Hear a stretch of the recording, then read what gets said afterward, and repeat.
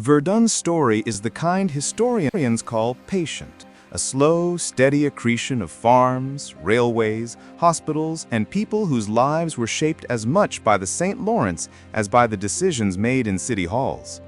From its origins as a 17th-century fief to its 21st-century reinvention along the river, Verdun has moved through eras of industry, austerity, decline, and renewal, each leaving visible traces in the landscape and in the rhythms of daily life. The place, now called Verdun, began long before European maps were drawn. Archaeological digs in the borough have revealed human presence stretching back thousands of years. Indigenous canoe routes and portage paths threaded the stretch of land that would later anchor Montreal's southwest flank. When the French colonial grid of seigneuries took hold, land grants turned the riverside into a patchwork of farms and meadows. The name Verdun itself is a compressed echo of the Old World. An early settler named his fief in homage to Saverdun in France, and that name, truncated and adapted, would become the label for a community on the edge of the city. For much of the 19th century, Verdun remained rural in character, a place of roads that led to mills and market towns. That changed as Montreal's industrial gravity pulled outward.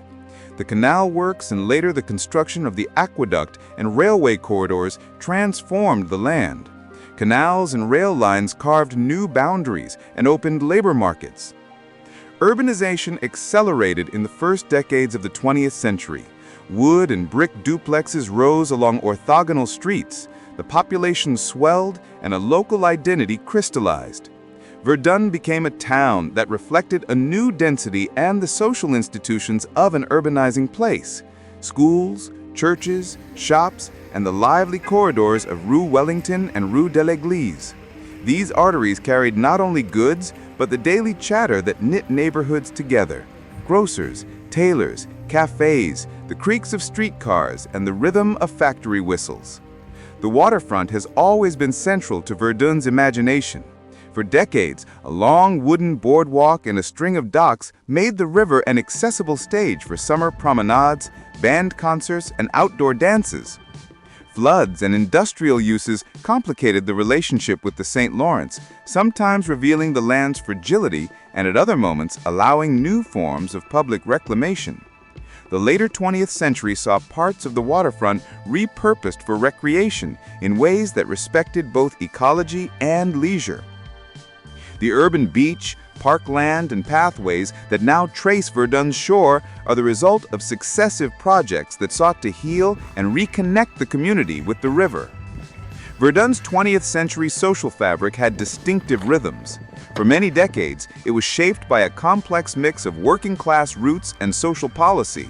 The borough earned a reputation, part proud, part constrained, as a place of modest incomes, strong neighborly ties, and local institutions that carried authority: social clubs, churches, and hospital campuses.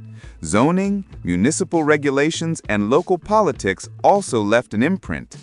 For much of the mid-century, Verdun lived under strict rules that limited alcohol and restricted certain entertainments. These rules reflected temperance currents and municipal conservatism and lasted far longer than similar norms elsewhere in the city. Like many urban neighborhoods, Verdun experienced cycles of challenge and reinvention in the latter half of the 20th century. Post-war suburbanization and industrial decline drained people and jobs from inner-city neighborhoods, and Verdun's streets and storefronts showed the effects of those shifts. Yet the same arterial bones, solid housing stock, and proximity to downtown made Verdun resilient when attitudes and investment shifted again. The final decades of the 20th century and the early 21st century brought significant change. As Montreal's housing pressures rose and younger residents sought neighborhoods that combined affordability with urban life, Verdun attracted waves of newcomers: students, artists, professionals, and families. Small cafes and independent shops populated Rue Wellington. Older apartment blocks were refurbished. Community groups pushed for greener public spaces and active transport infrastructure. This was not a simple story of tidy renewal. It was contested, layered, and sometimes fraught. Longtime residents worried about rising rents and the loss of familiar shops and services. Activists and planners debated how to preserve social diversity while allowing neighborhood improvement. A striking chapter in this recent history is the reimagining of the waterfront. Where industrial backlots and dikes once dominated, planners and neighborhood advocates envisioned paths, beaches, and gardens that would reconnect Verdun to the river's edge. Investments in public space, boardwalks, beach areas, and continuous bike paths changed how people related to the shoreline, and in doing so, shaped Verdun's emerging identity as a place that balances urban life with access to nature. Cultural life in Verdun today is the product of many small histories sewn together. The music venues, the modest row of storefronts where artisans and restaurateurs test ideas, the annual events that rotate through neighborhood squares. Public institutions, hospitals, community centers, and libraries continued to anchor the social fabric. At the same time, grassroots initiatives, community gardens, advocacy groups, and local historians have ensured that local memory remains prominent in the face of rapid change. What endures in Verdun is an orientation toward the river and a civic modesty born of its working-class past. The streets still carry the footprints of generations, bakeries with decades-old recipes, duplexes with front porches where stories are exchanged, and little corner shops that once knew entire families by name. Yet Verdun has also acquired a newer rhythm, a confidence born of adaptation, where longtime residents and recent arrivals shape a shared sense of place through daily gestures. Walking a dog along the river, meeting at a cafe, or taking part in a community cleanup.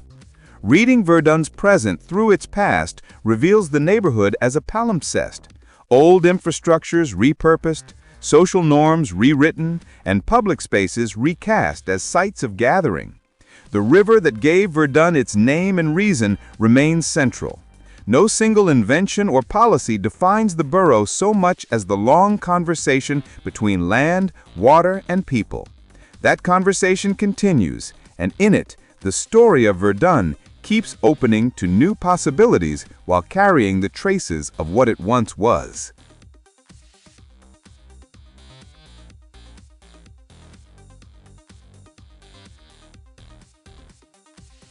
I hope you've enjoyed this video. This channel has more videos of Montreal in the Montreal playlist, which is linked in the description below the video. Channel also has more videos of my adventures bicycling through Latin America, Southeast Africa, Central and Eastern Europe, and I have playlists for all those countries that I've traveled through available on the same channel, Hum of the Earth. So for more videos of Montreal and other cool places around the world, you can subscribe to the channel by clicking on the red subscribe button and clicking on the bell to be notified when new videos come out. Thanks for watching. Have a good one.